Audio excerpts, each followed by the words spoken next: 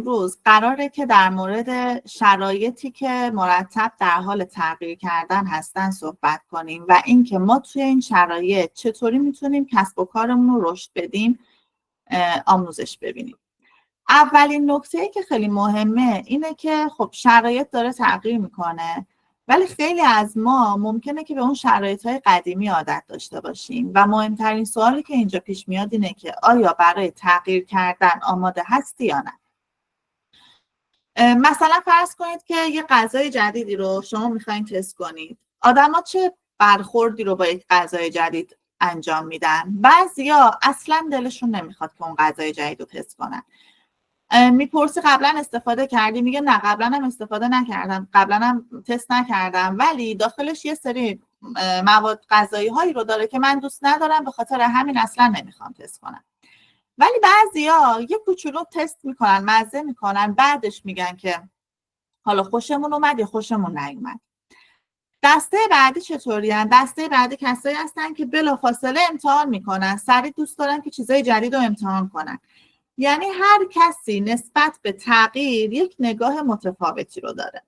بعضیا مستقیم شروع میکنن، وارد عمل میشن و انجام میدن. بعضیا صبر میکنن ببینن بقیه چی کار میکنن، کسی امتحان کرده یا نه، و بعد انجام میدن. بعضیا هم خیلی گارد دارن و اصلا نمیخوان که تغییر کنن. برای اینکه ما توی شرایطی که مرتب در حال تغییر هست بخوایم کسب و کارمون رو رشد بدیم، اول از همه باید به این نکته دقت کنیم که رابطه شما با تغییر چطوریه؟ نزدیکه یا دوره؟ مثلا یه بازی که بچه ها دارن، بازی گرم گرم گرم سرد سرد سرده، که وقتی که گرمه یعنی به یه چیزی نزدیکن، وقتی که سرده یعنی از یه چیزی دورن. باید ببینیم که رابطه ما با تغییر کدوم یکی از این حالت ها هست. اولین شرط بزرگ کردن کار ما در دنیایی که در حال تغییره اینه که فاصلمون با تغییر نزدیک باشه. این یکی از مهمترین نکته هاست. پس میخوام که این سوال رو یک جا بنویسید برای خودتون و بهش فکر کنید و حتی با تیمتون، با مجموعتون در موردش صحبت کنید و در موردش فکر کنید. این که فاصله شما با تغییر چطوریه. این اولین قانونمونه. قانون بعدی اینه که توی جلسات آموزشی شرکت کنیم که بتونیم با تغییرات آشنا بشیم، بتونیم خودمون رو توی این مسیر تغییر بدیم.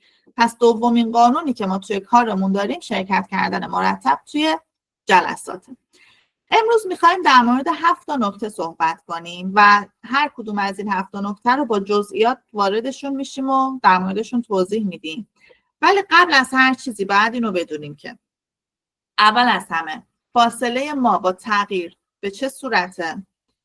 دوم اینکه چطوری میتونیم باورهای قدیمی و فکرهای قدیمی رو بشکنیم؟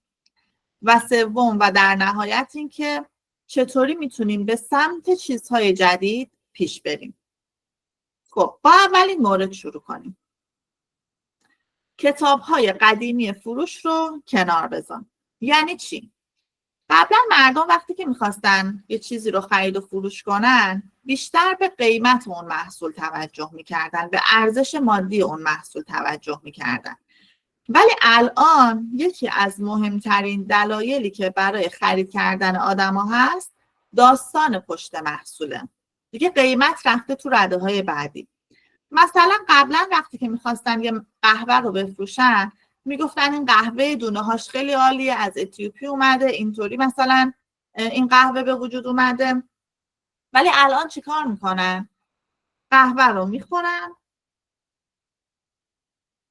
و میگن که من تازه فهمیدم که قهوه چقدر برای آدما خوبه، چقدر حس خوب و تازگی رو به آدما میده. و میدونید چیه، من قبلا اصلا قهوه دوست نداشتم، خیلی قهوه هایی که خیلی ملایم هستن و می نوشیدم، ولی از فلانجا قهوه گرفتم و دیدم خیلی حس خوبی رو به من داد.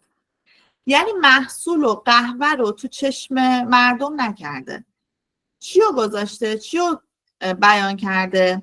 تجربه‌ای که داشته، حسی که با محصول به دست آورده، اون حس تازگی، اون حس سرحالی رو با محصول گفته. پس ما باید به چی توجه کنیم؟ اول اینکه تأثیر محصول من چیه؟ مثلا این رژ لب رو اگه بخوایم در موردش صحبت کنیم چی میگیم؟ میگیم که من کسی هستم که صبح رژ لب میزنم ولی دیگه یادم میره بخوام رژ لبامو تمدید کنم، انقدرم شلوغم و مشغله دارم یادم میره. و این رژ لب رو که میزنم حتی اگه یه کوچولو هم رنگش بره بیرونش مثل یه خط لب خیلی قشنگ رو لبم میمونه و این به من حس آراستگی میده، حس مرتب بودن میده. پس فایده این محصول برای من چیه؟ یکی از مهمترین نیازهای روزمره منو حل کرده.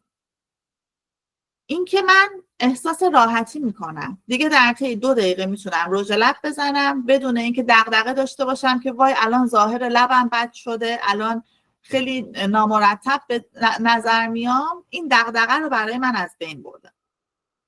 یعنی قبلا برای فروش این رژ لب چی میگفتن؟ میگفتن که یه رژ لب خیلی قشنگه مثل ماژیکه، خیلی راحت کشیده میشه، ببینین چقدر قشنگه. ولی الان چی میگن؟ میگن اگه یه رژ لب به صرفه میخوای، اگه میخوای در طول روز احساس خوبی داشته باشی، احساس مرتب بودن بکنی، صبح که میزنی خیلی راحته، حتی اگه یه کم هم رنگش بره مهم نیست. چرا؟ چون مثل خط لب باقی میمونه و همیشه مرتب و آراسته به نظر میاد. یعنی ما قبلا محصول رو می آوردیم جلو، تو چشم مردم می کردیم، الان نیازها و داستانهای پشت محصول رو و تأثیرات محصول رو تعریف می کنیم. یه ویدیو در این مورد هست، این ویدیو رو من پلی کنم ببینید صدا اینا اوکی هست واسهتون. اگه صدا نداره تو You're really a millionaire. Sell me this pen. Okay, do you need a pen? Nah, not right now. Well, why would I sell you this pen then? Because I want to see if you're really a millionaire, duh. Look, lots of people make a quick buck selling rubbish to people that don't need it. Real wealth comes from selling something of value to people that actually need it. Oh, whatever then. Give me my pen back. That'd be $5 then. صدا داشت ویدیو، البته زیرنویس داشت، صدا خیلی مهم نبود. بله زیرنویسا خیلی تون میرن. حالا ویدیو رو خواستیم واسهتون میذارم. چی میگه تو این ویدیو؟ میگه که اگه تو یه میلیونری، بیا این خودکار رو بفروش چون تو همه چی رو میتونی بفروشی. اونم میگه باشه، ولی آیا تو به این خودکار نیاز داری؟ چرا؟ چون اگه نیاز نداشته باشی به زور نمیشه چیزی رو فروخت. مثلا قبلا خیلی قدیما یادتونه یه سری ماشینا می اومدن که تو کوچه ها و محله های مختلف که ظرف و قابلمه و اینا میفروختن و میرفتن در خونه ها رو میزدن که بیا بخرینا رو. ولی الان دیگه این روش ها جواب نمیده. الان شما باید ببینی که آیا این محصولی که میخوای بفروشی واقعا نیاز داری به اون محصول؟ کسی نیاز داره به اون محصول برای خریدش؟ در واقع این ویدیو چی میگه؟ میگه که اگر چیزی که مردم نیاز دارن رو بهشون نفروشی، اونها احساس ارزشمندی بهشون دست نمیده و وقتی که احساس ارزشمندی نکنن خرید هم نمیکنن از شما. به خاطر همین اولین قانونمون گفتیم چیه؟ فاصله ما با تغییر. دومین قانونمون چیه؟ نیاز مشتری. ما باید نیاز مشتری رو متوجه بشیم. چطوری متوجه بشیم؟ مورد به مورد در موردش توضیح میدیم. اینکه نیاز باید خیلی شفاف بیان بشه. اول باید این کلمه رو متوجه بشیم. کلمه کلیدیمون نیاز. ما باید نیاز رو درک کنیم. بعد در مورد اثر و فایده صحبت کنیم و بعد روی این تمرکز کنیم که مشتری چه احساسی رو داره. مثلا یه تمرین اینجا داریم. ببخشید گفتین اول باید درک بشه بعد چی بشه؟ ببخشید. اول درک کنیم، بعد در مورد اثر و فایدهش صحبت کنیم و بعد روی این تمرکز کنیم که مشتری چه احساسی رو داره. یه تکلیف داریم اینجا که این تکلیف‌ها رو بهتر انجام بدید و به اشتراک بذارید که خیلی به کارتون کمک میکنه. این تکلیف چیه؟ مثلا میتونید با یکی از مشتری هاتون یا یکی از همتیمی هاتون یا حتی با یکی از افراد اطرافتون در حال نوشیدن چای یا قهوه یه مکالمه ای رو ضبط کنید، یه گفتگویی رو ضبط کنید، یه ویدیو بگیرید از خودتون. اون ویدیو در مورد محصول و اینا نیستش، مثلا دارید یه صحبت دیگه ای میکنین ولی یه کوچولو وسط صحبتتون مثلا شما به دوستتون میگید که میتره چقدر مثلا لاک قشنگی زدی، لاک نارنجی زدی و اونم میگه که آره رنگش خیلی تابستونی شده، خیلی استایلمو تابستونی کرده، با اینکه مثلا ممکنه لاک نارنجی به همه چی نیاد ولی من یه لباس ساده باش پوشیدم و خیلی ظاهرمو قشنگ کرده. همین جمله وسط یه مکالمه دیگه ای که شما داشتید، یعنی مکالمه ربطی به لاک و محصول نداشته، یه مکالمه دیگه شما داشتید، همین جمله باعث میشه که شما تو کپشنتون بتونید مثلا بنویسید که اگه شما میخوای زندگی تو رنگی کنی کد این لاک اینه. یعنی محصول نیومدیم تو چشم مشتری بکنیم، اومدیم داستان و حسی که همون لحظه بوده رو گفتیم در مورد اون محصول. یکی از مهمترین نکته هایی که مردم خیلی از تیک تاک و ریلز اینستاگرام الان استفاده میکنن چیه؟ اینه که میخوان جزئی از یک گفتگو باشن، میخوان یه چیز مشابه با خودشون رو ببینن و بگن که آها منم همین کار رو میکنم، همون حس رو اونها هم دارن و یه لبخند میزنن و ارتباط برقرار میکنن. به خاطر همین اولین نکته اینه که وقتی درباره یه محصولی که دوست دارید و استفاده میکنید میخواید یه ویدیو بگیرین، وسط یک مکالمه عادی که حالا میتونه واسه ریلز اینستاگرام باشه، میتونه واسه تیک تاک باشه، میتونه حتی واسه یوتیوب باشه، مهم نیست کدوم پلتفرم، بیایید فقط یه تجربه ای رو، یک داستانی رو اونجا تعریف کنید. مثلا میتونه چی باشه؟ اینکه انقدر راحته که وقتی شما مثلا کار میکنی و میخوای آرایش هم بکنی خیلی وقت کمی ازت میگیره، میتونی از این محصول استفاده کنی و خیلی سریع اون آرایش رو انجام بدی. یا مثلا وسط یه مکالمه یه ویدیویی که دارید میگیرید میتونید بگید که مثلا میتره چقدر رژت قشنگه، بعد من همون وسط میگم که آره من این رژ رو جدیدن پیدا کردم، مثل یه ماژیک کشیده میشه. تأثیر رو دارم توضیح میدم، نمیام محصول رو خیلی بولد کنم، اون حسش رو، اون تأثیری که رو من داشته رو میگم. و خب پس رسیدیم به اینجا که روش فروش خیلی تغییر کرد و اولین تکلیفمون رو هم این مورد بود. میرسیم به قسمت دوم، مورد دوم، مخاطب هدف.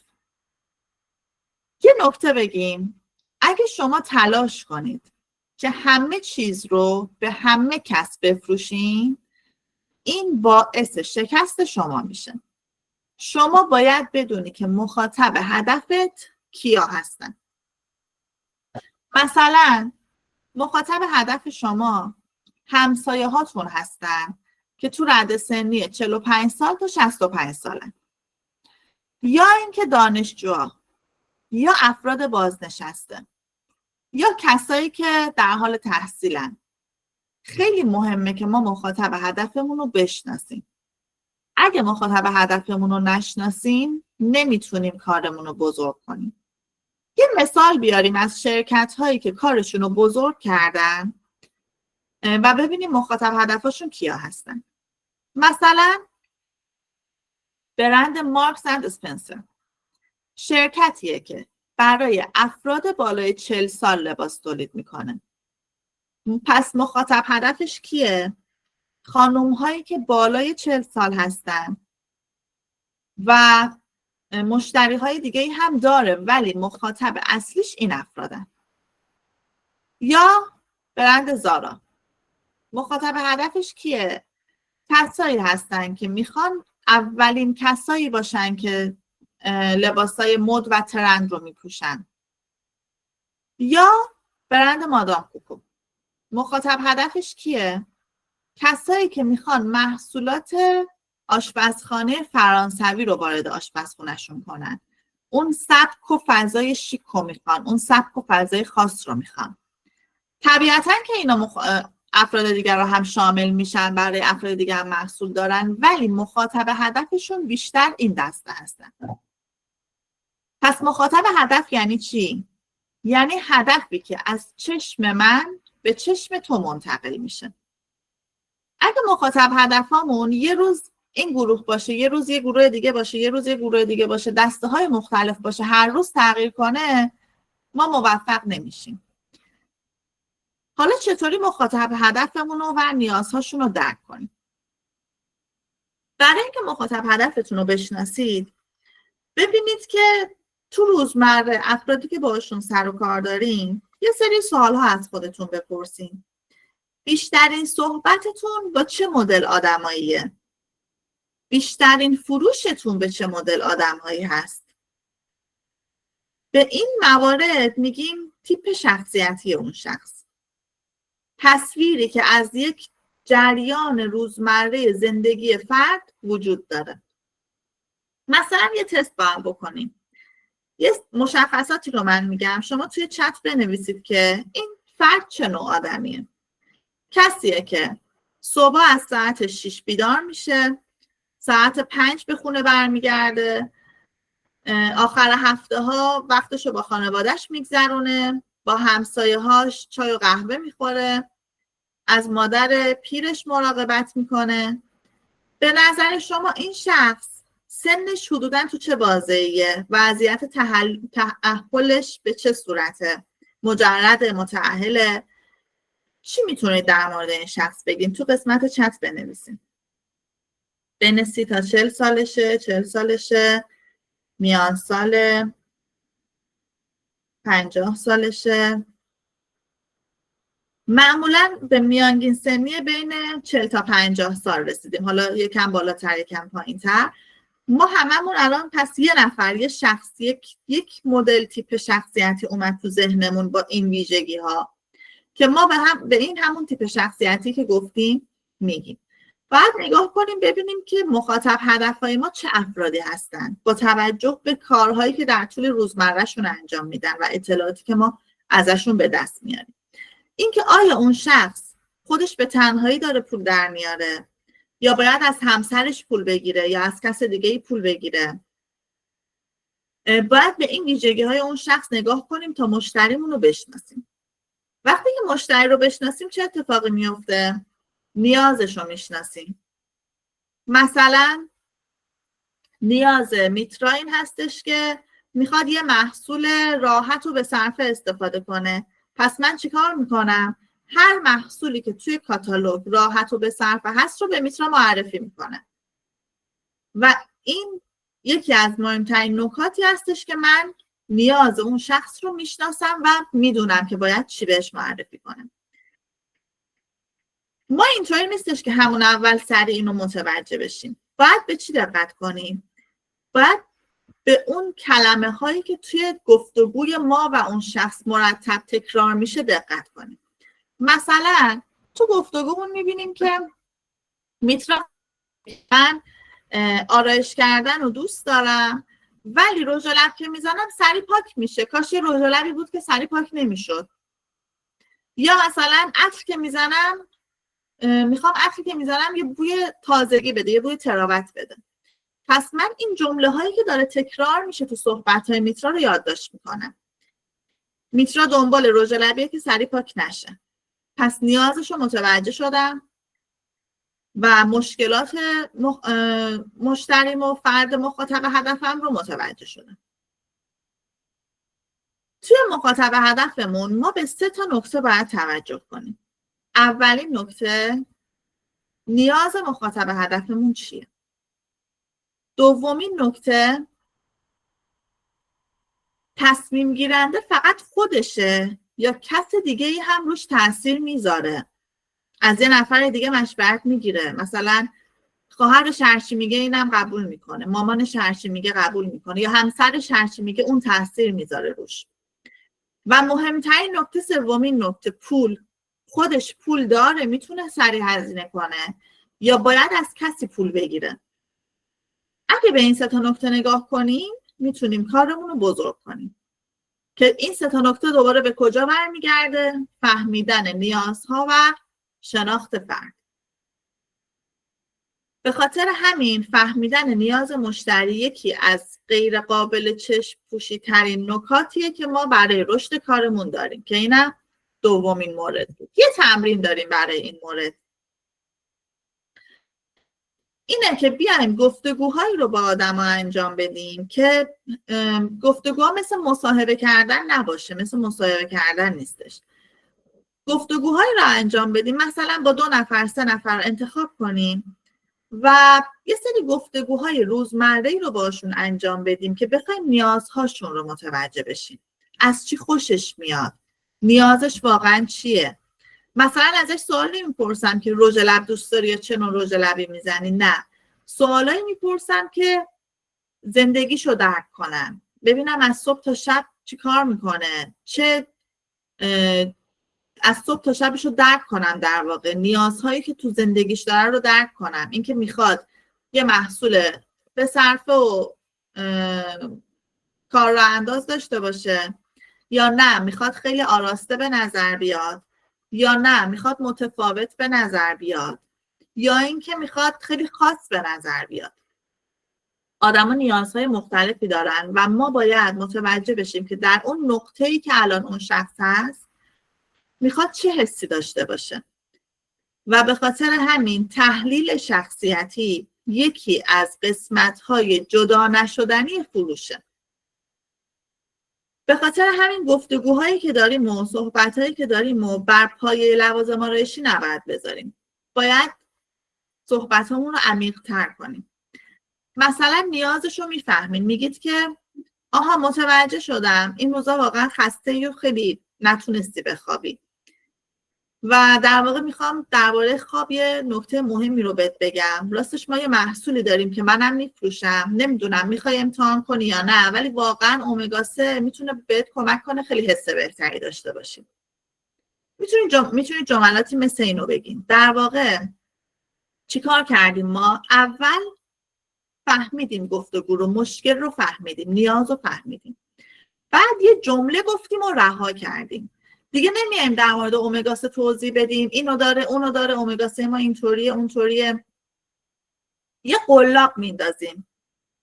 اون فرد به ما گوش داده، فهمیده که ما بهش گوش دادیم، فهمیده که ما نیازش رو فهمیدیم، فهمیده که ما حسش رو متوجه شدیم و حالا یه قلاب براش میندازیم.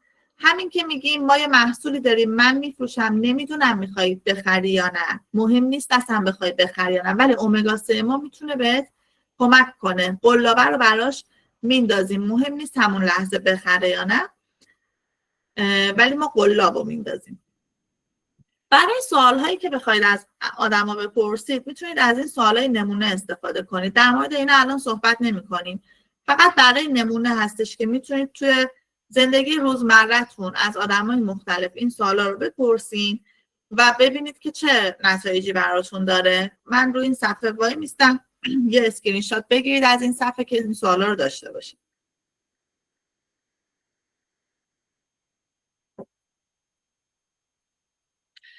یه نکته بهتون بگم، این که برای اینکه شما بخواید یه محصولی رو بفروشین، اول از همه خودتون باید به اون محصول ایمان داشته باشین. ما محصولی که خودمون استفاده کردیم و نتیجه دیدیم ازش رو خیلی بیشتر از بقیه محصولا میفروشیم. چرا؟ چون در مورد اون محصول ما به یه باور رسیدیم و وقتی در مورد اون محصول میخوایم صحبت کنیم از اعماق وجودمون، از درونمون صحبت میکنیم و خیلی کار رو برامون راحت تر میکنه و دیگه نیازی به تلاش اضافه نداریم. پس ایمان که میخوایم بفروشید خیلی مهمه. خب بریم سراغ قدم سوم، گام سوم، راه حل ارائه دادن. زندگی انقدر سریع میگذره، انقدر پر از مشکله که اگه ما فقط بگیم که این محصول یه عطره، این عطر این ویژگی رو داره، خیلی هیچ تأثیری توی دنیای امروزه روی کسی نداره. ولی اگه ما نشون بدیم که این محصول چه مشکلی رو از اون شخص حل میکنه، اینه که باعث میشه موضوع تغییر بکنه و تأثیر بذاره روی اون شخص. مثلا در مورد اینکه چطوری ادو تویلت ها به وجود اومدن صحبت کنیم. عطرسازا دیدن که قیمت عطر خیلی بالاه و مردم دوست دارن که یه حس خوبی داشته باشن وقتی که از حموم میان بیرون، یه بوی خوبی رو بدنشون باشه. به خاطر همین شرکت های عطرسازی که اوریفلیم هم جزوشونه اومدن به این نیاز مردم گوش دادن و اومدن گفتن بیایم عطرای ادو تویلت بسازیم. اسانتره، ماندگاریش نسبت به عطرای دیگه مثل عطرای دیگه ماندگاری طولانی‌تر نداره، ولی 4-5 ساعت آدما رو راضی نگه می‌داری و این شد یه راه حل برای نیاز مردم. پس ما چطوری راه حل رو ارائه میدیم؟ برای بعضی‌ها راه حل محصوله. برای بعضی‌ها راه حل فرصته. مثلا میتونیم بگیم که چرا تو خونه تنها نشستی؟ بیا تو اوریفلیم، هم اجتماعی میشی، هم یه درآمدی کسب میکنی، هم نیازها تو توی جمع برطرف میکنی. پس نیاز یک نفر میتونه اجتماعی شدن باشه. نیاز یک نفر ممکنه پول باشه و ما نیاز رو متوجه شدیم و راه حل میگیم. پس اگه مشکل پوله، راه حل مالی بهش میگیم. اگه مشکل اجتماعی بودنه، راه حل اجتماعی شدن بهش میگیم. اگه مشکل محصوله، راه حل محصولی بهش میگیم. به خاطر همین باید فایده‌ای که اون محصول، اون راه حل برای اون شخص داره رو خیلی ملموس، خیلی قابل لمس و با جملات روشن بهش بگیم. یک تمرین داریم دوباره اینجا، در واقع یک فرمول ساده داریم که حتما از این صفحه هم عکس بگیریم. فرمول چیه؟ ما یک وضعیتی رو داریم که اون وضعیت یه حسی رو در فرد ایجاد میکنه، یک حسی رو در مشتری ما ایجاد میکنه و ما یک راه حلی رو ارائه میدیم که اون راه حل یک نتیجه ای رو به دست میاره. مثلا تمرین کنیم با هم. وضعیتمون چیه؟ اینه که صبحها خسته از خواب بیدار میشم. به خاطر این وضعیت چه احساسی ایجاد میشه؟ در طول روز احساس بی‌انگیزگی و بی انرژی دارن. راه حل چیه؟ کرم اپتیمالز که باعث میشه به پوستت انرژی بده و خستگی ظاهری رو از بین میبره و باعث میشه که حس خوبی رو در طول روز داشته باشی و بازخورد خوبی رو از اطرافیان بگیری. حالا میخوام شما بگین، تو چت بنویسین. اگه من توی یه صحبت 2 نفره که با هم داریم بهتون بگم که من صبح خیلی خسته از خواب بیدار میشم، خیلی در طول روز بی انگیزه هستم، شما به من چی میگین؟ تو چت بنویسین. پیشنهاد شما چیه؟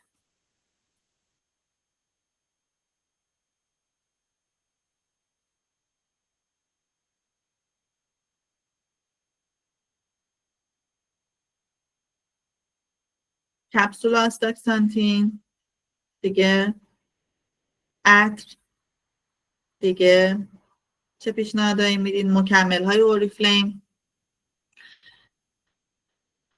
خیلی از بچه ها میگن که مکمل ها رو، آستاکسانتین رو، اومگا 3 رو ما نمیتونیم بفروشیم و کشور ایران متاسفانه جزو افسرده ترین کشورهای دنیا هستش.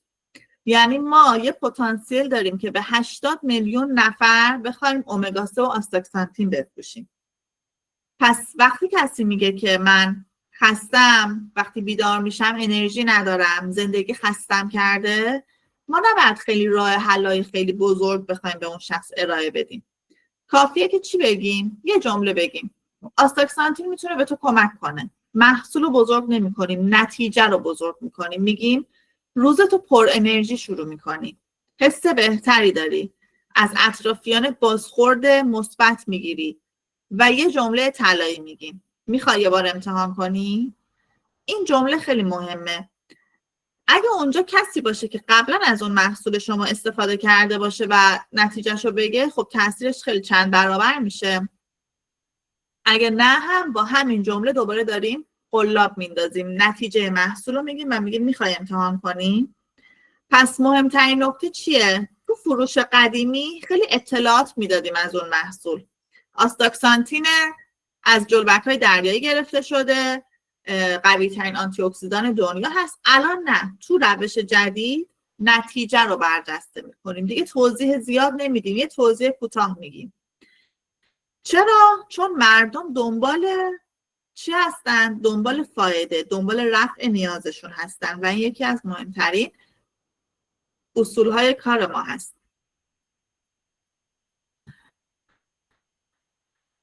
میرسیم به قسمت چهارم. قسمت چهارم در مورد داده ها هست. تو دنیای امروزه، تو فضای مجازی، همه چیز الان بر پایه احساس میچرخه. من خیلی احساس خستگی میکنم، من خیلی احساس خوشحالی میکنم، همش حس. بعضی از آدم‌ها با احساسشون تصمیم میگیرن، ولی بعضی از آدم‌ها با داده ها و آمار تصمیم میگیرن. مثلا میپرسن که چند نفر این محصول رو خریدن، یا اینکه بازار پر از مکمل و ویتامین و امگا و اینا هستش، من چرا باید بیام این محصول رو استفاده کنم؟ تفاوتش چیه؟ به خاطر همین ما باید صحبت‌هایی که تجربه واقعی کسایی که اون محصول رو استفاده کردن رو به اشتراک بذاریم. حتی میتونیم یه سری جلسه ها برگزار کنیم به اسم اشتراک گذاری تجربه ها و اونجا مردم ببینن که کسایی که واقعا استفاده کردن چه نتیجه گرفتن و اعتمادشون بیشتر بشه. هر کسی که از یه محصولی استفاده کرده و نتیجه گرفته و تغییر کرده میاد داستانش رو میگه. چرا؟ چون مردم وقتی ببینن که دقیقاً چه مشکلی رو این محصول حل کرده و چه پاسخی این محصول داده قانع میشن. مثلا مثالایی که میتونیم برای داده ها بزنیم اینه که میتونیم یه بخشی رو به اسم میدانستید درست کنیم تو پیجمون. میتونه یه هایلایت باشه. مثلا میدانستید اوریفلیم بیش از 150 محصول وگان داره؟ میدانستید اوریفلیم یکی از برندهای دوستدار محیط زیسته؟ چون که الان مردم جذب برندهایی میشن که به محیط زیست اهمیت میدن. مثل اون مثال بازی اول جلسه گفتیم سرد گرم. مشتری ها اینطوری با شما احساس نزدیکی میکنن و شما هم باید این داده هایی که در مورد شرکت هست رو و نتایج واقعی که داشته و کار واقعی که شرکت میکنه رو به اشتراک بذاریم. پیشنهاد میکنیم که داستانتون رو به اشتراک بذاریم. مثلا یه پستی که منتشر کردید و دیدید که بازدید زیادی گرفته. اون پست در مورد چی بوده؟ در مورد بیبی کرم بوده. میبینید که افراد زیادی اون پست رو دیدن، پس متوجه میشید که توی تابستون مردم به بیبی کرم بیشتر اهمیت میدن. با نگاه کردن به یک پستتون میتونید که مخاطباتون رو متوجه بشید، کشفشون کنید، درکشون کنید. چرا اینا رو ما در مورد سوشال مدیا و شبکه‌های اجتماعی هم میگیم؟ چون الان بیشترین فعالیت باید به صورت آنلاین باشه. از طریق اینستاگرام، فیسبوک، تیک تاک، یوتیوب، توییتر، از طریق شبکه‌های اجتماعی میتونید ثبت نام‌ها و مشتری‌های خیلی بیشتری رو کسب کنید. به خاطر همین ما باید با شبکه‌های اجتماعی هم کار کنیم و باید بتونیم. یه فرمول داریم اینجا. این فرمول رو بهتر استفاده کنید که جزو تکلیفمون هم هستش. خیلی راحته، 3 تا گام راحت داره. مشاهده کن، تحلیل کن، تکرار کن. مثلا تو اینستاگرام دارید یا یوتیوب یا تیک تاک، بازش میکنین، ببینید که آخرین پستتون چند بار دیده شده، چند تا لایک خورده، چند نفر ذخیره کردن و بعد تحلیل کنین. چرا این پست لایک گرفته؟ چرا تصویرش جذاب بوده؟ موضوعش جذاب بوده؟ مخاطب هدفهای خودش رو دقیقاً هدف قرار داده؟ مخاطبا وقتی که به سراغ شما میان که در همون موضوعی که شما دارید توضیح میدید نیازی رو دارن. به خاطر همین حالا کافیه که 3 تا پستی که بیشترین بازخورد رو توی پیجتون گرفتن رو بررسی کنید. 3 تا پستی که بیشترین لایک رو داشته، سیو رو داشته، شیر رو داشته، کامنت رو داشته و ببینید که نقطه اشتراک اون 3 تا پست چی بوده. موضوعش بوده، قسمت تصویریش بوده، قسمت بیانیش بوده. ببینید چیش مشترک بوده و همین رو تکرار کنین. محتواهای بعدی که میذارید بر اساس همون موضوع باشه یا به همون سبک باشه، دوباره اونطوری تولید محتوا کنین. چرا؟ به خاطر اینکه نیاز مشتری شما با یه نفر دیگه متفاوته و شما باید بر اساس مشتریهای خودتون و داده هایی که تو پیج خودتون هست این رو تحلیل کنین. در واقع از داده ها قدرت بگیریم.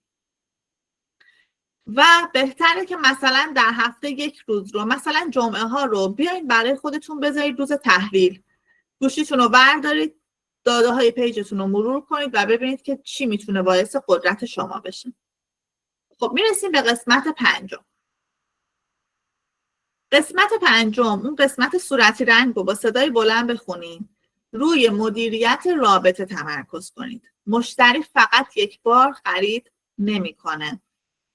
قبلا آدما میرفتن یک در رو 40 بار میزدن تا بخوام بفروشن. الان 40 تا در رو هم یک بار نمیزنن، رابطه رو نمیسازن و بعد میگن نتونستم بفروشیم، من تلاشمو کردم نشد، دوباره امتحان کردم نشد. برای اینکه یه مشتری بخواد با برندش یک پیوند عاطفی بسازه، باعث میشه که مشتری وفادار بشه، اعتماد شکل بگیره و این فرایند خرید به درستی اتفاق بیفته.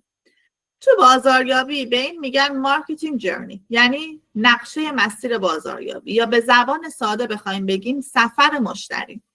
حالا میخوام شما بگید، 2 نفر میخوام صحبت کنن و بگن که شما این مسیر مشتری رو چطوری پیش میبرید. یعنی وقتی که برای اولین بار مشتری به شما پیام میده، شما چی کار میکنید؟ چطوری رفتار میکنید از اون پیام اول تا اینکه برسه به فروش؟ این مسیر رو چطوری پیش میبرید؟ در حد 1-2 نفر که وقت جلسه خیلی نره میخوام صحبت کنید. کی میخواد صحبت کنه بگه؟ جانم لیلا جون بفرمایید. دیر من جایی بود با خودم بردم بدون هم دست نزده پلم خودم بردم. با توجه میتونستم آقای اون خونه مشکل قلبی داشته و قبلا بستری شده بود بیمارستان. قرص بردم سر میز گذاشتم رو میز، یکی دادم به همسرم خورد، یکی خودم. بعد گفتم چیه؟ گفتم این قرص اومگاه. گفت خب برای چی؟ گفت برای چی میخوره؟ گفتم خب دیگه الان ما توی سنی هستیم که گرفتگی عروق و نمیدونم برای قلب و خیلی چیزای دیگه ما استفاده میکنیم. بعد بهش گفتم من به شما هم پیشنهاد میدم این قرص حتما استفاده کن، با توجه به اینکه ماهی نمیخوری و قلبت هم مشکل داره. اگه میخوای دیگه گرفتگی قلب نداشته باشی این قرص رو بخور، پیشگیری کن. گفت خب برام یکی سفارش بده. گفتم الان دارم، میخوای بهت بدم؟ گفت آره. رفتم آوردم بهش دادم، هم موقع هم پولشو برام واریز کرد. مرسی لیلا جون. یه نکته خیلی خوبی که لیلا جون گفت توی تجربهش، حس رازآلودگی. حس رازآلودگی چیه؟ اینکه ما مستقیم به اون شخص نمیگیم ولی کنجکاوش میکنیم. همین کاری که لیلا جون انجام داد، برد محصول اونجا جلوی اونا استفاده کرد بدون اینکه توضیحی بده و اونا کنجکاو شدن این چیه که لیلا داره استفاده میکنه. مثلا دیدید یه خواننده میخواد یه آهنگ جدید بده، میاد هی میذاره کاورش رو میذاره، هی مینویسه به زودی به زودی، باعث میشه یه حس رازآلودگی، یه حس کنجکاوی رو به ما بده. مثلا میتونه این باشه که ما مستقیم نیایم هی در مورد محصول یا کارمون صحبت کنیم، یه گوشه از محصول دیده بشه، یه گوشه از اسم اوریفلیم دیده بشه، یا اینکه مثلا ما هی داریم پیکنیک میریم، دور همی میریم و مردم واسه شو این حس کنجکاوی ایجاد بشه که این داره چی کار میکنه، تو چه شرکتی داره کار میکنه که همش مثلا دور همی دارن، یا این چیه داره این استفاده میکنه که انقدر سرحال توی این سن. پس خیلی نکته خوبی بود. مرسی لیلا جون که صحبت کردی در موردش. کس دیگه این میخواد صحبت کنه؟ ببخشید من اجازه است جانم. من خیلی کوتاه بگم. من خودم خب خیلی ساله دارم این کار انجام میدم، ولی یه کاری که یعنی ایده خودم بود، ذهنم چیز بود، اکثر موقع کادو تولد چه مردونه چه زمینه برای همه بردم، یعنی فقط اوریفلیم بردم در این حدی که مثلا همه تو اون جمع همشون میگفتن چه خوب نازنین رو دعوت کنیم برای تولد. ولی همون میدونین با توجه به نیازی چیزی که احتیاج داشت هر کسی، مثلا حالا مشکل پوستی داشت، مثلا هم چند وقت پیش یکی از دوستام یعنی همکار بودیم پوستش پر جوشه و مثلا خب من اون وسایل اونجا بردم، هیچ وقت امتحان نکرد، یعنی هیچ وقت این چی میگن یه بار ریسکو نکرد که یکیشو بخره، با اینکه همه رو مثلا من براش توضیح داده بودم خوبه اینطوریه، دیدم نمیخره، خودم براش یه تونر پیور اسکین بردم با من کادو بردم که مثلا استفاده کنه، مثلا جوششو چیز کنه. حالا یه دونه بیشتر نبردم ولی خب دیگه حالا گفتم فقط همون تست بزنه، میدونین تاثیرشو ببینی، بالاخره بقیه چیزاشو میگیره. مرسی نازنین جون. نازنین جون هم قبلا یه نکته خیلی مهم جان. ببخشید میگه قبلا که ارزون تر بود خب خیلی بیشتر میبردم تعداد بیشتر، خب الان دیگه نمیشه عدد شوخی میکنم ولی خب میبرم بازم.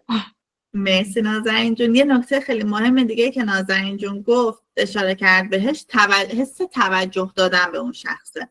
اینکه یادمون باشه اون شخص رو چی رو دوست داره، یادمون باشه. همین که بهش یه هدیه بدیم توی یه روز خاص. حالا میتونه الان چی باشه، مثلا خب الان نمیخوام هدیه بدم محصول رو، همون یادمون باشه اون شخص رو روز تولدش بهش پیام بدیم و فرضاً یه کد تخفیف بهش بدیم یا یه تخفیف نقدی بهش بدیم، مثلا به مناسبت روز تولدت. همین کاری که اوریفلیم الان داره انجام میده و چقدر حس خوبی پیدا میکنیم که و 300 ریال از اوریفلیم هدیه میگیریم. همین کار رو ما میتونیم با مشتریامون انجام بدیم و حس توجه رو درونشون ایجاد کنیم. آرزو جون شما هم بگو بعد بریم ادامه این صحبت ها. میترا جون، من یه تجربه از فروش محصولات فیلسوفی دارم، چون کلا من مکمل سخت میفروشم، جز اونایی هم که هیچ وقت تو فروش مکمل ها موفق نبودم. ولی یه بار تو باشگاه بودیم، یه خانمی صحبت کرد که آره عضلات هم گرفته و فلان و اینا. من بهش گفتم منیزیم میخوری، استفاده میکنی؟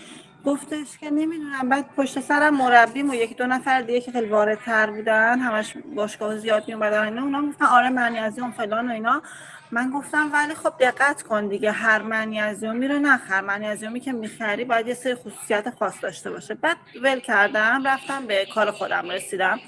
بعد یه چند دقیقه دیگه خودش اومد سراغم، گفتش که باید چی داشته باشه. منم کشیدمش سمت یه قسمت دیگه که شلوغ‌تر بود به عمد که چند نفر دیگه هم صدامو بشنون دارم توضیح میدم. گفتم خب ببین منیزیم مدل‌های مختلف داره، نمیدونم منیزیم اینجوری باشه اونجوری باشه. شروع کردم خصوصیاتاشو بگم. بعد گفتم که هیچی مشخصاتشو گفتم. بعد گفتش خودت میخوری؟ گفتم آره من یه برندی هست میخورمش، اینطوریه، خودم از ترکیه میارم همراه محصولات خودم، امروز میخوام برای خودم سفارش بدم، اگه دوست داری واسه تو هم بگیرم. و همونو هی بالا پر دادم و من اون روز برای اولین بار 5 تا منیزیم سفارش گرفتم و فکر میکنم علتش این بود که شروع نکردم بگم بیا من یه منیزیم دارم اینجوریه بهت بگم، اون رو دنبال خودم کشوندمش و گفتم حالا این تجربه هم بگم بهتون. دقیقاً. مرسی آرزو جون. دقیقاً همون نکته‌ای که گفتیم، نیاز نیست خیلی صحبت کنید. آرزو یه قلاب انداخت، فقط یه قلاب انداخت واسش که هر منیزیمی رو نخر، منیزیم باید یه سری ویژگی‌ها داشته باشه و همین قلاب اون مخاطب رو کشون سمتش. ولی فکر کنید به جای اینکه آره خواست قلاب بندازه، همونجا شروع می‌کرد میگفت آره منیزیم ما اینطوریه، این خصوصیت رو داره، اون خصوصیت رو داره، اون شخص شاید دیگه کنجکاو نمیشد، نمیومد دنبال آرزو. ولی آرزو با قلابی که انداخت یه دغدغه‌ای رو تو ذهن اون شخص ایجاد کرد، یه کنجکاوی، یه درگیری رو تو خود اون شخص ایجاد کرد که اون شخص رو دنبال خودش کشوند و تونست یه فروش خیلی خوبی رو داشته باشه. مرسی آرزو جون. خب بریم رو ادامه مطالب. یه جنبندی بکنیم اول نکاتی که گفتین رو. حس کنجکاوی و حس توجه خیلی مهمه، دوتا موردی که تو صحبت‌های همتون بود. این حس توجه حتی میتونه چی باشه؟ مثلا اینکه شما یادداشت کنید که مشتری شما معمولا چه محصولی رو از شما میخرن و وقتی که اون محصول تخفیف میخوره برید بهشون اطلاع بدید. و این چه حسی به اون شخص میده؟ میترا برای من ارزش قائل شده، میترا منو یادش بوده، به من توجه کرده که من این رژ لبو که خیلی دوست دارم و همیشه استفاده میکنم و الان اومده به من گفته. یا مثلا تندرکری که خیلی دوست دارم الان تخفیف خورده اومده گفته و این یه حس خیلی ارزشمند بودن رو به اون شخص میده.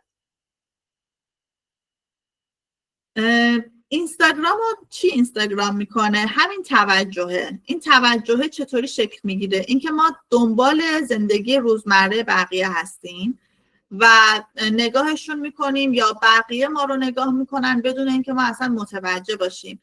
حتی ممکنه ما متوجه نباشیم ولی بقیه دارن به زندگی ما غبطه میخورن، حسرت زندگی ما رو میخورن و ما داریم رویای یکی دیگر رو زندگی میکنیم. به خاطر همین حرکت‌های کوچیک، توجه کردن تو روزای خاص، دادن اطلاعات مفید در مورد یک محصول، اون حس توجه رو به اون شخص میده و خیلی ارزشمنده. یه مثال بزنیم در مورد برند آرشلیک. اینکه آرشلیک چرا جزو یکی از برندهایی که یک برند ترکیه‌ای هستش که تو سطح جهانی داره رقابت میکنه، چی خیلی تونسته این برند رو بزرگ کنه؟ اینکه ارتباط بعد از فروش خیلی خوبی داره. یعنی مردم وقتی که میخوان محصول بخرن میگن برم از آرشلیک بخرم که بعداً خدمات پس از فروش خیلی قوی تری داره. اگه مشکلی پیش اومد خیلی خوب پاسخگو هستن و تونسته یک رابطه قوی رو با مشتریهاش بسازه. به خاطر همین ما باید ارتباطات پس از فروش خیلی قوی رو داشته باشیم. مثلا یه محصولی که فروختیم بپرسیم از مشتری آستاکسانتین ازم خریدی، مشکل بیخوابی بهتر شده؟ یا پوست تو که نگاه میکنم میبینم نسبت به 3 روز پیش بهتر شده، یه عکس واسم بفرست. مثلا یه محصول پوستی فرستادید بعد 3 روز بخواید عکس بده، یا مثلا اون رژ لبی که ازم خریدی بزن واسم یه عکس بفرست. این حس، این رابطه عاطفی که ایجاد میکنید خیلی قوی میشه. پس مهمترین چیز چیه؟ مدیریت رابطه. اینطوری نباشه که بگین یه محصول فروختم دیگه رفت دیگه حالا برم محصول بعدی رو بفروشم، همینطور فروش دوباره بدون اینکه هیچ ارتباطی بگیرم. برای اینکه یک پیوندی ایجاد بشه باید یک رابطه‌ای باشه، یک شبکه‌ای باشه که بتونید این رابطه سازی رو انجام بدید. مثلا چی؟ رابطه ساختن فقط این نیستش که ما محصول بفروشیم. اینه که باید فکر کنیم مثلا تاریخ تولد مشتریم کیه، یا مناسبت‌های مختلف، مثلا عیده، یه پیام کوچیک واسه مشتریان بفرستن، یا مثلا بهش بگم که بیا این محصول رو بگیر امتحان کن، یا اینکه در مورد محصول فقط صحبت نکنیم، یه سری جلسات، یه سری وبینارها بذاریم در مورد سبک زندگی سالم صحبت کنیم، یا یه لایو میتونه تو پیجتون باشه در مورد سبک زندگی سالم صحبت میکنید و در حین صحبت کردن میاین در مورد اون مثلا محصولات ولوسوفی هم معرفی میکنیم. وقتی که یه نکته رو در نظر داشته باشید، شما وقتی که یه کوچولو در مورد یه محصول و فایده هاش توضیح میدید، از نظر آماری هر شخص به 6 نفر دیگه اون اطلاعات رو منتقل میکنه. یعنی اگه شما امروز در مورد یک محصول به 3 نفر توضیح بدین، در واقع 18 نفر با اون محصول و فایده‌اش آشنا میشه. به خاطر همین شما بهتره که همون 3 نفر رو پیدا کنید، این مسیر رو طراحی کنید و با اون 3 نفر این داده ها رو به اشتراک بذارید. که دوباره اینجا یه تکلیف داریم و یک ویدیو داریم. من این ویدیو رو دوباره پلی میکنم.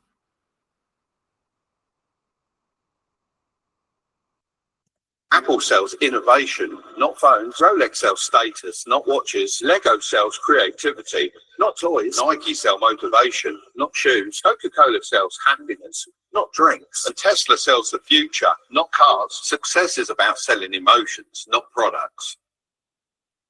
این ویدیو هم زیرنویس داشت. چی میگه؟ میگه که اپل گوشی نمیفروشه، نوآوری میفروشه. رولکس ساعت نمیفروشه، ساعت مهم نیست، اون حس رولکس داره، اون جایگاه اجتماعی رو میفروشه. لگو اسباب بازی نمیفروشه، خلاقیت رو میفروشه.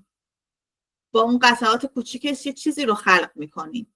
نایک همیشه جملات انگیزشی داره. نایک کفش نمیفروشه، انگیزه میفروشه. کوکاکولا خوشحالی میفروشه. توی تبلیغات حتی وسط مثلا سفره ماه رمضان میان کوکاکولا میذارن که اون حس خانواده شاد رو به اشتراک بذارن. تسلا دیدگاه آینده نگرانه داره، آینده رو میفروشه. اوریفلیم چی میفروشه؟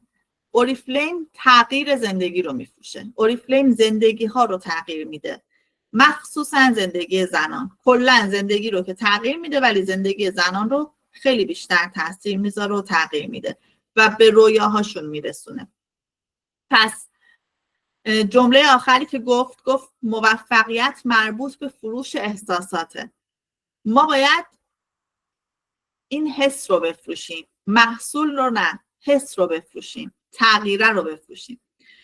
یعنی فقط اگه بخوایم بگیم محصول محصول محصول نمیتونیم بفروشیم. این که بگیم من نتونستم محصول بفروشم، باید حتما یه کمپین فروش بذارم، حتما باید تخفیف بذارم که بتونم محصول بفروشم، در واقع همینه که ما نتونستیم روی فروش حسه کار کنیم. یه تمرین خیلی خوب داریم اینجا، این که مثلا میتونید که یه سری جلسات 20 نفره برگزار کنید به اسم مثلا جلسه آنلاین چای و قهوه و یه قالب، یه موضوع مشخص اون جلسه داشته باشه. مثلا این هفته میخوایم در مورد زیبایی از درون به بیرون حرف بزنیم. محصول نیستا، اونجا در مورد سبک زندگی حرف میزنیم. در مورد این هفته مثلا میخوایم در مورد مسائلی صحبت کنیم که در کنترل ما نیستن، یا این هفته میخوایم در مورد سبک زندگی سالم صحبت کنیم. و اینجا اجازه میدید که افراد تغییرات خودشونو بگن، رویاهاشونو بگن، داستان خودشونو بگن و شما گوش میکنید فقط. و در خلال صحبتها و کلمات محصول رو جا میدید. محصول خیلی بولد نمیشه. محصول در رده دوم واسه همون حس کنجکاویه میاد. اون حسه مهمتر از محصول هست و این کار رو فقط یک بار نباید انجام بدید، باید دائمی باشه. باید هر ماه یک موضوع متفاوت داشته باشید. مهمترین نکته چیه؟ اینه که فقط مثلا برگزار کننده ها اون جلسه رو تو دست نمیگیرن. مثلا چند تا از لیدرهای یه مجموعه یه جلسه رو برگزار میکنن و یه سوال میپرسن که تو توی چه زمینه‌ای میتونی صحبت کنی؟ مثلا این ماه یه نفر میاد در مورد انگیزشی صحبت میکنه، یه نفر میاد در مورد توسعه کسب و کار صحبت میکنه، یه نفر در مورد سبک زندگی سالم صحبت میکنه. یعنی همه افراد یک تیم درگیر این چالش ها میشن و هر کسی روی قسمتی که خودش تبحر داره، تجربه داره، میاد و صحبت میکنه. و به کسایی که تو مجموعه نیستن میتونید دعوتشون کنید، دعوتیه بفرستید. مثلا ما امروز یه میتینگ آنلاین داریم در مورد سبک زندگی سالم. یه کلوپی داریم که ماهی یک بار نیم ساعت با چای و قهوه دور هم جمع میشیم و صحبت میکنیم. دوست داری تو هم بیای و اونا رو دعوت میکنیم. یا حتی میتونید که جلسات آفلاین هم برگزار کنید، ولی خب جلسه آنلاین به خاطر اینکه هر کسی از هر جایی تو هر زمانی میتونه جوین بشه راحت تره برای مردم. نکته مهم اینه که همیشه نباید یک شخص تکراری اون جلسه رو برگزار کنه. مثلا همیشه میترا بیاد و در مورد موضوع مختلف صحبت کنه. نه، هر ماه یا هر هفته باید یه شخص متفاوت بیاد اون جلسه رو برگزار کنه و اون جلسه تکراری نشه برای مخاطب‌ها. نتیجه چی میشه؟ نتیجه میشه که رابطه ساخته میشه، نیاز شناخته میشه، پیوند ایجاد میشه و سفر فروش شکل میگیره. و با یه همچین جلساتی خیلی خوب شما میتونید که فروشتون رو به صورت تیمی افزایش بدید، نه شخصی. میخوایم تیمی در واقع این کار اتفاق بیفته. میرسیم قسمت 6، کم کم داریم به آخر جلسه نزدیک میشیم. یکی از مهمترین نکته ها اینه که ما وقتی که 2 قدم جلو میریم باید برگردیم به عقب نگاه کنیم ببینیم چقدر پیشرفت کردیم، آیا ما تو مسیر درست هستیم یا نه. بعضی وقتا فکر میکنیم که ذهن ما همه چی رو میدونه، ولی مگه میشه که یه نفر همه چی رو بدونه؟ ما باید فرض رو روی این بذاریم که آره من همه چی هم میدونم، ولی بازم باید بیایم جلسات تبادل نظر، گروه‌های به اشتراک گذاری ایده داشته باشیم برای خودمون. هر کاتالوگ جدیدی که میرسه باید با یک تیم، با افراد تیمتون صحبت کنید که توی این کاتالوگ چه استراتژی‌های فروشی داشته باشیم، چطوری رشد کنیم، چطوری ایده های تازه بدیم، یا اینکه مثلا تو ماه گذشته 2 ماه گذشته چه کار انجام دادیم اونو بیایم متفاوت کنیم، یا چه کاری رو انجام ندادیم بیایم یه کار جدیدی رو انجام بدیم. و اگه تو این جلسات یه نفر ساکت بود، مثلا بعد بپرسیم ازش میترا نظر تو چیه، که همه مشارکت داشته باشن. یه مربی تیم VFB یه جمله خیلی قشنگی گفته که من وقتی که میخوام کارمو توسعه بدم از رانندم سوال میکنم، چون که اون زاویه کاملا متفاوت رو نسبت به من داره و این باعث پیشرفتن میشه. زاویه های دید مختلف باعث میشه که ایده های جدید مختلف بیاد. به خاطر همین توی اول هر کاتالوگ یا حتی پایان هر ماه بیایم برای ماه بعد یه سری جلسات طوفان فکری و بازخورد گرفتن ایجاد کنیم. یعنی چی؟ یعنی اینکه ایده های فروش جدید رو ببینیم. مثلا اول هر کاتالوگ نیاز به افراد خیلی زیادی هم نیست. میتونید اعلام کنید تو گروه بزرگتون که فرضاً 5 نفر رو نیاز داریم برای ایده پردازی. هر ماه این 5 نفر تغییر میکنه. هر ماه با 5 نفر مختلف میتونید انجام بدین و اولین 5 نفری که اعلام آمادگی کردن رو انتخاب میکنید. یه گروه تشکیل میدید و بهشون وظیفه میدید. وظیفه شما اینه که در مورد روش‌های جدید فروش، کمپین ها و محتواها فکر کنید، بحث کنید و ایده های خلاقانه بدید. و بعد این ایده ها رو توی جلسه اول ماهی که برای کاتالوگ هست به اشتراک میذارید با کل مجموعتون. ماه بعد 5 نفر دیگه، ماه بعد 5 نفر دیگه و این چرخه هی تکرار میشه و باعث میشه که با همفکری جمعی رشد کنیم. اگه این کار نکنیم تو شرایط متغیر که داره همه چی تغییر میکنه، رشد تیمی اتفاق نمیفته. چرا؟ چون عقل جمعی یکی از مهمترین موضوعات آینده هستش. یه جمله معروف هست میگه اگه میخوای موفق بشی هدفتو مشخص کن و تنها در اون مسیر حرکت کن، ولی اگه میخوای 1 عمر موفق باشی تیم تشکیل بده و با ما به سمت هدفت حرکت کن. اگه تیم نداری و تنهایی داری میدوی موفق میشی، ولی موفقیتت یک مقطع خاص داره، یه فصل فقط موفقی. ولی اگه میخوای کل کاتالوگ رو کامل موفق باشی رازش اینه که یک تیم درست کنی.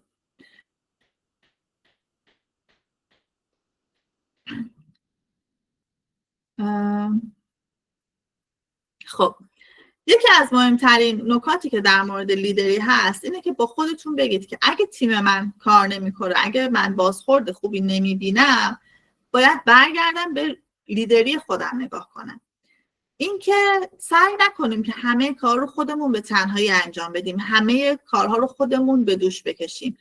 افراد تیممون شاید نتونن که مثل ما اونقدر خوب عمل کنن یا مثل ما رشد بکنن، ولی اگه دستشو بگیریم حداقل بهتر میتونه عمل بکنه، بهتر از قبلش میتونه عمل بکنه. به خاطر همین لطفاً تیم بسازین، چون تنها کار کردن شما رو خسته میکنه و شما فقط 24 ساعت زمان دارید، زمانتون محدوده.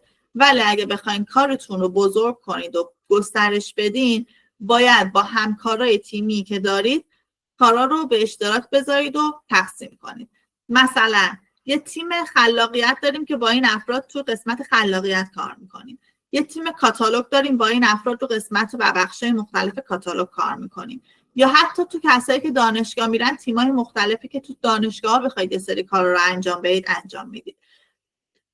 و اینو یادتون باشه که بعضی از آدما انگیزشون راه اندازی کسب و کاره، بعضی انگیزشون پول درآوردنه، و ما اگه تیم نسازیم نمیتونیم رشد کنیم. توی تیم با هر نوع انگیزه و شکلی میتونیم اون رشد تیمی رو تجربه کنیم. یکی از نکاتی که خیلی زیاد آدما میگن اینه که تیم من اون شکلی که من میخوام نیستش. لازم نیستش که تیم شما مثل شما باشه. من اینو خیلی شنیدم. من اگه 2 نفر مثل خودم داشتم یا بچهای مجموعم اصلا مثل خودم نیستن، مهم نیست، لازم نیست اونا مثل شما باشن. اگه اونا یادگیری براشون مهم باشه، اگه بخوان تغییر بکنن، اگه رویا داشته باشن، اگه نیازی داشته باشن، میتونن در کنار تیم به اون هدفشون برسن. یه نکته دیگه این که افراد بسیار موفق توی هر کاتالوگ کسایی هستن که داستان موفقیتشون رو به اشتراک بذارن. یعنی کسی که یه موفقیت رو کسب میکنه باید بیاد و توی جلسه به بقیه هم بگه. وقتی یه نفر میگه من نمیتونم، من هر چی تلاش میکنم جواب نمیده، باید یه نفر دیگه هم بیاد بگه که منم این شرایط سخت رو داشتم ولی تونستم. و موفق ها کسایی هستن که با وجود شرایط سخت باز هم به مسیرشون ادامه میدن. خب پس چرا باید تیم بسازیم؟ به خاطر اینکه ما یه نفر هستیم و حالت روحیمون بالا پایین داره. ممکنه یه موقعی حال ما هم خوب نباشه و میتونیم از تیم انرژی بگیریم. فکر ما محدوده. وقتی 5 نفر بشیم ایده های جدید به ذهنمون میاد. تیم یعنی درآمد بیشتر، تیم یعنی رسیدن به افراد بیشتر و رشد مشترک، تیم یعنی ایجاد ارتباط اجتماعی. اگه تیم نسازید تو دنیای امروز هم نمیتونید موفق بشید. یه نمونه واقعی رو اگه بخوایم مثال بزنیم، تو دوران کرونا استارتاپ های خیلی زیادی ایجاد شدن، ولی آمار نشون داده که توی اتاق بازرگانی استانبول از هر 60 تا استارتاپی که در طول 1 سال باز شده، 70 تا استارتاپ هم بسته شده. یعنی بیشتر از تعداد استارتاپ هایی که شکل گرفته استارتاپ تعطیل شده. رفتن تحقیق کردن، دیدن استارتاپ هایی که دووم آوردن کسایی بودن که تیم داشتن، تیمای کوچیک، حتی 4 نفره 5 نفره، و به خاطر اینکه تقسیم کار کرده بودن درآمدهای خیلی بالایی رو هم کسب می‌کردن. پس مهمترین تمرینمون اینه که نگاه کنیم به آدمای اطرافمون، اسم 3 نفر یا 5 نفر یادداشت کنیم. کسایی که واقعا میخوان کارشون رو بزرگ کنن، کسایی که حتی اگه هیچ تیمی ندارن یا افت کردن بخوان از نو بسازن. اسم این افراد رو روی کاغذ بنویسید و در موردشون 3 تا ویژگی رو بنویسید. آیا رویایی دارن؟ هدفی دارن؟ آیا سریع عمل میکنن؟ آیا اهل همکاری هستن؟ و نباید سراغ آدمای خودخواه بریم، باید با کسایی حرکت کنیم که روحیه ما دارن به جای روحیه من، و بیایم یه مسئولیت‌های کوچیکی بهشون بدیم. مثلا این هفته میتونی این کارو تو انجام بدی، این هفته میتونی این مشتری رو هندل کنی، این هفته میتونی مثلا معرفی کاتالوگو بذاری، یا این هفته میتونی تو این جلسه بیای در مورد 3 تا از محصولات توضیح بدی. و بعد یه جلسه تیمی بذارید و کسایی که واقعا میبینید که پتانسیل کار تیمی رو دارن وارد کنید. فرمول موفقیت چیه؟ فرمول موفقیت برای همه یکسانه. چه مدیر عامل یه شرکت باشین شما، یا چه دارید توی یه آزمایشگاه کوچیک کار میکنین، یا حتی چه مربی سگ باشین یا چه دانشجو باشین. فرمول موفقیت چیه؟ فرمول موفقیت اینه که 3 نفر رو بسازید مثل خودتون و اون 3 نفر دیگر رو بسازن و همینطور این شاخه تکثیر میشه. که خوشبختانه اوریفلیم سالها قبل این مورد رو کشف کرده و مدل کاریش رو بر همین اساس بنا نموده، ولی موفقیت فقط مخصوص اوریفلیم نیست و همه جا همین شکله. و میرسیم به آخرین اصلمون، اصل 7.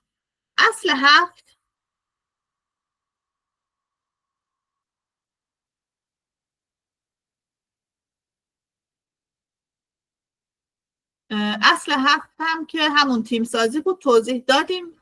خیلی خلاصه باز بخوایم بگیم اینه که با تیم ما میتونیم به صورت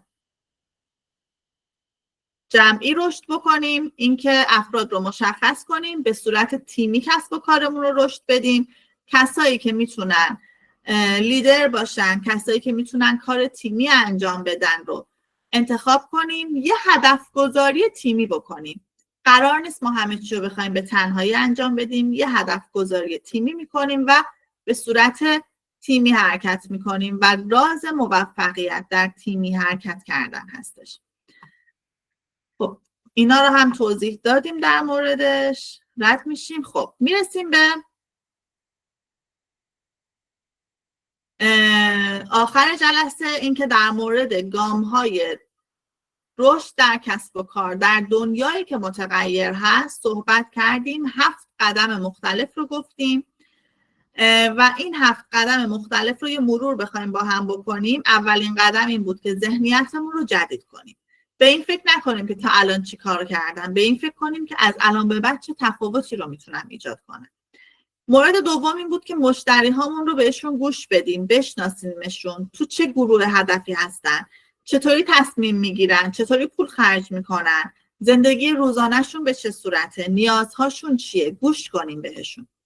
مورد سوم این بود که فقط محصول ارائه ندیم، بیایم ارزش اون محصول رو ارائه بدیم و راه حل ارائه بدیم و فراموش نکنیم که همه ما یه برند هستیم، ارزش برندمون رو ارائه بدیم. مورد 4 داده ها بود. از داده ها قدرت بگیریم، تحلیل کنیم. بعضیا دنبال مدرک هستن، آنالیز ها رو استفاده کنیم و 10 تا پست آخرمون رو بررسی کنیم و تحلیل کنیم. مورد 5 چیزی که نمیتونیم ازش بگذریم رابطه. اینکه یک مسیر فروش طراحی کنیم. چطوری به یک شخص رسیدم، چند بار سراغش رفتم، از چه کمپین هایی بهش گفتم، فقط زنگ زدم یا نه، ارتباط مستقیما باهاش داشتم، مناسبت های شخصی بهش پیام دادم یا نه، پیگیریش کردم یا نه، براش هدیه های کوچولو یا توجه های کوچولو داشتم یا نه و برای خرید با اون آیا من باهاش در ارتباط بودم یا نه. مورد 6 اینکه تنها نیستیم، با یک تیم باید کار کنیم. بعضی وقتا این تیم میتونه کار رو مدیریت کنه، بازخوردی که از تیم میگیریم میتونه باعث بزرگتر شدن کارمون بشه. حتی اگه اونا مثل شما کار نکنن هم باید مطمئن باشید که تا 6 ماه آینده نزدیک به شما میشن. مهم نیستش که الان دقیقاً مثل شما هستن یا نه، مهم اینه که اگه الان بازخورد ندن 6 ماه دیگه اصلا وجود نخواهد داشت. مورد 7 تیم سازیه که نه فقط تو با کل تیمت تو باید پیشرفت بکنید، با عقل جمعی رو باید استفاده کنید، خلاق باشید و ارتباط اجتماعی بسازید، ارزش ایجاد کنید و درآمد کسب کنید.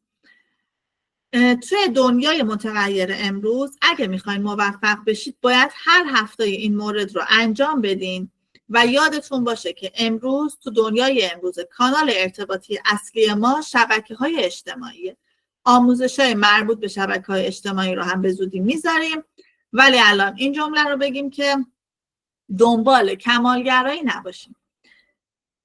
همین امروز شروع کنید.